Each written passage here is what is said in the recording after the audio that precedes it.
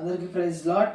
ఈరోజు మన వాక్యం ఏంటంటే కీర్తన గ్రంథము 103 అధ్యాయము 5వ వచనం.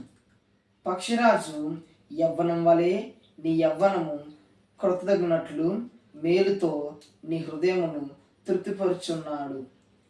యేసు చెప్తున్నాడు 2026 ఈ డేట్లో ఈ సమయంలో చెప్తున్నాడు యేసయ్య.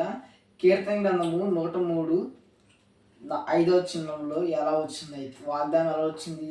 పక్షిరాజు వలె నీ యవ్వనమును నూతన పరుస్తున్నాను, మేలులతో హృదయం తృప్తిపరచేస్తాను అని వచ్చింది.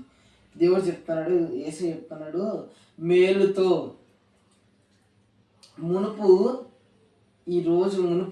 ఎలా ఉంది? హృదయం బాధతో ఉందని, కష్టాలతో ఉందేమో. ఇప్పుడు చెప్తున్నాడు యేసు చెప్తున్నాడు మేలుతో తృప్తిపరిచేదాను. నేను నీ హృదయాన్ని మేలుతో తృప్తిపరుస్తాను, ఆశతో తృప్తిపరుస్తాను అని చెప్తున్నాడు యేసయ్య. ఈ వాగ్దానం ఎవరికి? మీ అందరికీ, నాకు కూడా అని చెప్తాను కదా. ఈ వాగ్దానం నెరవేరాలంటే ఏం చేయాలనుకుంటున్నాం? ప్రార్థన చేయాలంతే.